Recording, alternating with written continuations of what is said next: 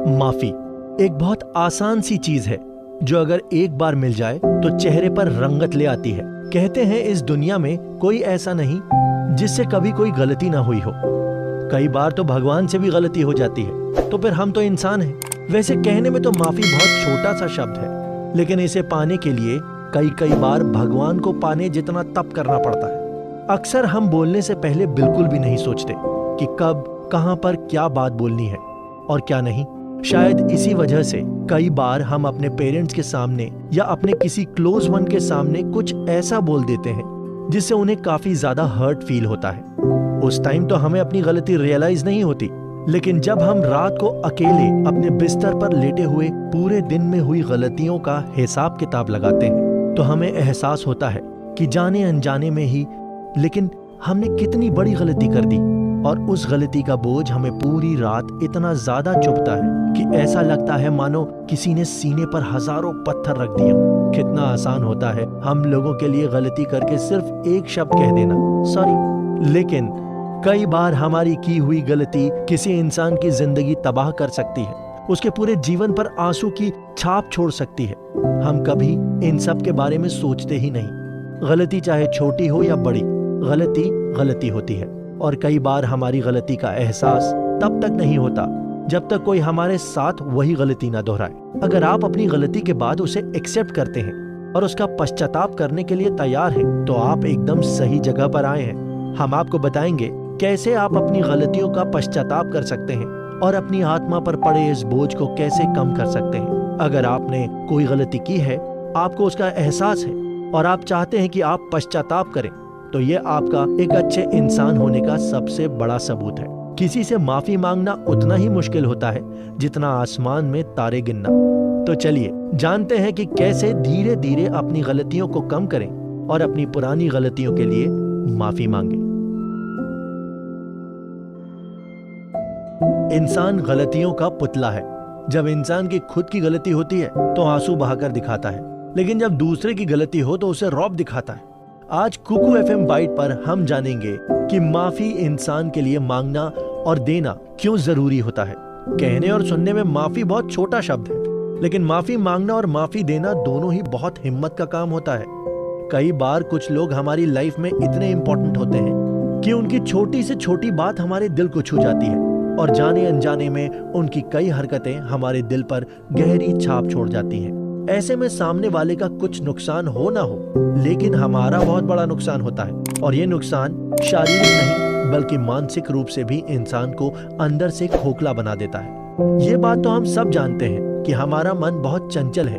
उसे छोटी छोटी बातें कब अच्छी लग जाएं और कब बुरी लग जाएं, ये हमें खुद भी नहीं पता होता। अगर आप किसी की गलतियों को भूल नहीं सकते तो उन्हें नजरअंदाज करना सीखिए। अगर आप माफ करना या नजरअंदाज करना नहीं सीखते तो ये आपके जीवन में बहुत बड़ी प्रॉब्लम ला सकता है। आपके अच्छे खासे चल रहे लाइफस्टाइल को पूरी तरह से बदल सकता है। इसका सबसे गहरा असर पड़ता है हमारे रिलेशनशिप्स पर। वैसे तो आज का जमाना काफी मॉडर्न हो गया है, और इसी मॉडर्न जमाने के साथ आया है ये रिलेशनशिप। वैसे तो दुनिया का हर इंसान रिलेशनशिप में है। हर किसी का किसी न किसी से कोई ना कोई रिश्ता जरूर होता है, जैसे माँ बाप का अपने बच्चों से, एक भाई का अपनी बहन से, और एक प्रेमी का अपनी प्रेमिका से। इन सब रिश्तों को एक धागे में पिरोकर रखना हमारी जिम्मेदारी है। हम किसी की भी बातों से बड़ी जल्दी से अफेक्ट हो जाते हैं। जैसे अगर एक भाई ने अपनी बहन को मोटी बोल दिया तो बहन उस पर अपना सारा राशन पानी लेकर चढ़ जाती है। इसी तरह से अगर माँ बाप ने अपने बच्चे को किसी काम को करने से रोक दिया तो बच्चे का मुंह बन जाता है।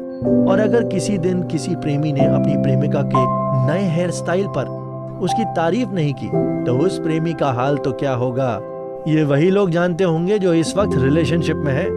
लेकिन अगर आप चाहते हैं आपके रिश्ते भी हर रोज एक नए फूल की तरह खिलते रहें, तो बातों को इग्नोर करना सीखिए। अपने पार्टनर को, अपने माता पिता को या अपने भाई बहन को समझिए। अपने मन से पूछिए, आज आप जिनकी बातों से दुखी हो रहे हैं, अगर कल को यही लोग आपकी जिंदगी से चले जाएं, तो आपकी जिंदगी कितनी मुरझा जाएगी। किसी एक की गलती को पकड़कर बार बार उसे खींचते रहने से आपको ही दुख होगा, आप ही का स्वास्थ्य खराब होगा। तो क्या हुआ इस बार अगर आपका पार्टनर आपका बर्थडे भूल गया? आप खुद सोचिए, एक दिन के लिए किसी के साथ 4 दिन तक दूरी बनाए रखना कहाँ का इंसाफ है। ऐसा नहीं है कि अगले 4 दिन तक आप खुश रहेंगे, जब तक आपका अपना साथी आपसे दूर रहेगा तब तक आपका दिल भी बार बार अंदर ही अंदर कुढ़ता रहेगा।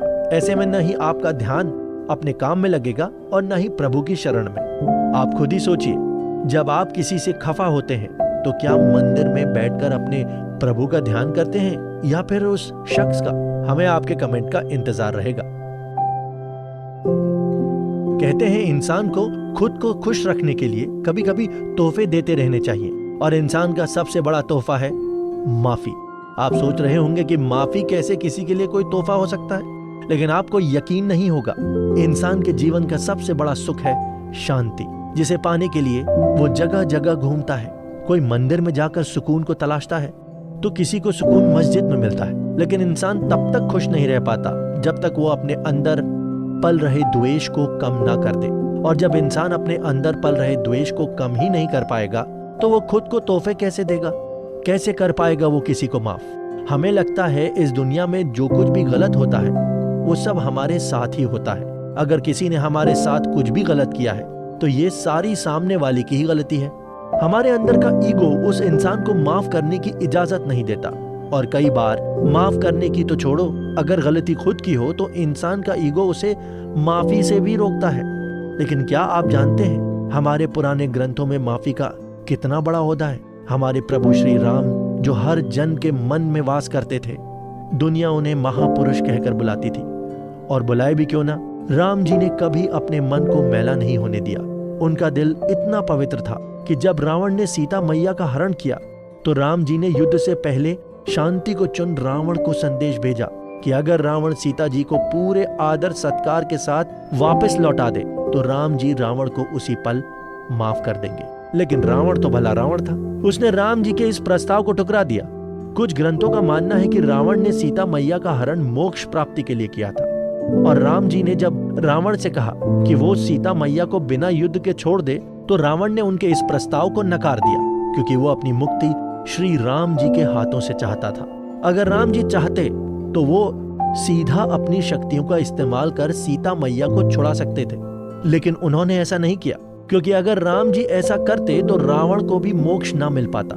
अब आप सोच रहे होंगे कि इन सब में माफी का क्या महत्व है? तो दोस्तों जरा सोचिए और सोच कर देखिए, अगर राम जी की जगह आप होते तो क्या करते? क्या आप कभी ऐसे इंसान को माफ करने के लिए तैयार हो जाते जिसने आपके पार्टनर को आपसे दूर किया हो? नहीं ना। हम इंसानों का दिल इतना बड़ा कभी नहीं हो सकता, क्योंकि हम भगवान नहीं हैं।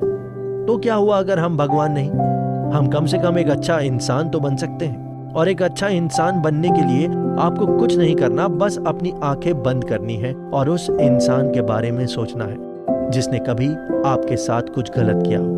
उम्मीद करते हैं कि आपने आंखें बंद की होंगी और इस वक्त उस इंसान के बारे में सोचकर आपके मन में उसके लिए निकल रही होंगी सिर्फ गालियां। लेकिन अब आप धीरे धीरे उन अच्छे पलों के बारे में सोचिए जो आपने उस इंसान के साथ बिताए, जिसे माफ करने में आपको अब तक दिक्कत हो रही थी। उम्मीद करते हैं कि इसे सुनने के बाद और उस इंसान के साथ बिताए हुए कुछ अच्छे पलों को याद करने से आपके चेहरे पर छोटी सी मुस्कुराहट तो आई होगी। अब अपने बुरे पल और अच्छे पल दोनों को एक साथ याद करने की कोशिश कीजिए। इसमें थोड़ी सी प्रॉब्लम्स होगी, लेकिन आपको एक अलग ही अनुभव महसूस होगा। अब आंखें खोलिए और अपने दिल पर हाथ रखकर खुद से पूछिए, क्या उस इंसान ने आपके साथ इतना बुरा किया था कि आप उसकी बुरी यादों का बोझ आज तक अपने दिल में लिए घूम रहे हैं? क्या हो अगर आपके मन से उसकी बुरी यादें डिलीट होकर सिर्फ अच्छी यादें रह जाएं? वक्त बीत गया लेकिन मैं बातें नहीं भूला। मुझे सब याद है, किसने मेरे साथ क्या किया, कौन मेरे अच्छे वक्त में मेरे साथ था और कौन मेरे बुरे वक्त में मेरे पीठ पीछे हंस रहा था। हम अक्सर इन बातों को दोहराते हैं। जब दिल में जलती है गुस्से की ज्वाला तो अपने आप मुंह से ये शब्द निकल जाते हैं, लेकिन इन शब्दों को बोलने से मिलता क्या है? सिर्फ गुस्सा, नफरत और दुश्मनी। क्या करेंगे किसी से गुस्सा होकर? आखिर कब तक एक ही इंसान से नफरत करते रहेंगे और उसके बारे में सोच सोच कर अपना दिल जलाते रहेंगे? कभी कभी तो हमारा दिल एक इंसान के लिए इतना पत्थर बन जाता है कि जब भी अपने सामने किसी और के मुंह से उस इंसान का नाम भी सुन ले तो रूह से सिर्फ एक ही बात निकलती है, नाम मत लो उस मनहूस का मेरे सामने। मैं मर भी जाऊं तो भी कभी उसे मेरे मरे पर आने को मत कहना। जब दिल से ऐसी बातें निकलती हैं तो समझ जाओ कि ये बात आपका दिल नहीं, बल्कि आपके अंदर पल रहा आपका शैतान बोल रहा है। ये बातें हम सब ही जानते हैं कि जब भी हमें लाइफ में कोई डिसीजन लेना हो तो हमारा दिल हमेशा दो बात कहता है, जिनमें से हमें एक का चुनाव करना पड़ता है, और हम कई बार इस दो तरफा नाव के बीच में फंस कर रह जाते हैं। हम हमेशा अपने मन में चल रही इन दो बातों के बीच उलझे रहते हैं। आज आपको इन्हीं दो जवाबों के बीच में ही सही जवाब चुनना सीखना है। ये हमारे अंदर बैठा हुआ मन ना बहुत चालाक है, लेकिन हम भी कोई कम थोड़ी हैं। हमें भी अपने मन को काबू में करना अच्छे से आता है। मन पर काबू पाने का सबसे अच्छा और आसान काम है ध्यान। अब कुछ लोग सोच रहे होंगे, ध्यान लगाएं तो लगाएं कैसे? अरे भाई, हम तो रोज बैठते हैं 5 मिनट आंख बंद करके।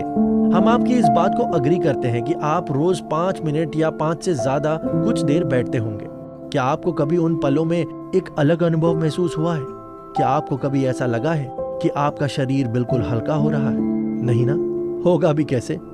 आपने अपने अंदर इतना कुछ जो भरा हुआ है, और वो भी सिर्फ एक इंसान के लिए, जिसे शायद ये पता भी नहीं होगा कि उस इंसान के लिए आप अंदर से कितने खोखले होते जा रहे हैं। आप अपने भगवान को भूलकर उस इंसान के बारे में सोच रहे हैं जिसने कभी शायद गलती से या जानबूझकर आपके दिल को दुखाया। ऐसा नहीं है कि दर्द सिर्फ आपको ही होता है। जरा सोचिए उस माँ पर क्या बीतती होगी जब उसकी आंखों के सामने उसने अपने बेटे की लाश देखी होगी। एक बार के लिए रूह में कंपन हुआ ना?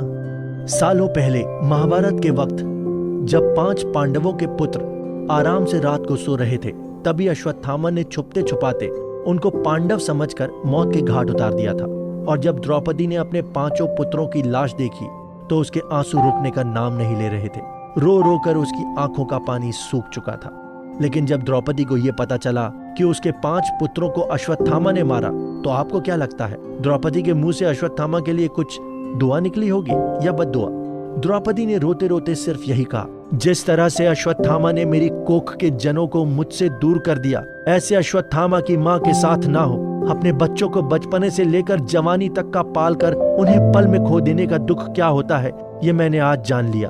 अब अगर अश्वत्थामा के साथ भी वही हुआ जो मेरे पांडव पुत्रों के साथ हुआ है, तो ये सिर्फ मैं ही जान सकती हूँ कि अश्वत्थामा की माँ पर क्या बीतेगी। जो दुख सालों पहले द्रौपदी ने सहा, वो अगर आज इस टाइम में किसी और इंसान को सहना पड़े तो शायद उसकी प्रतिक्रिया अलग होगी। लेकिन अगर आपके अंदर दूसरों का दुख समझने की शक्ति है और अपने भगवान का स्मरण करने की ताकत है, तो हो सकता है आप भी अपने अंदर पल रहे गुस्से और द्वेष को खत्म कर अपने दुश्मन को अपना दोस्त बना लें।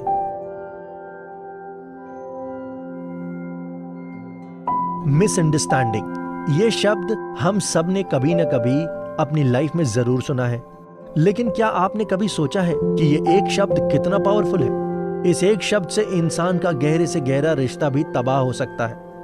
अक्सर हम जो देखते हैं या सुनते हैं, हमेशा उसी पर यकीन करके तुरंत फैसला ले लेते हैं। हम कभी ये नहीं सोचते कि जो कुछ भी हमने सुना या देखा, उसके पीछे कोई और वजह भी हो सकती है।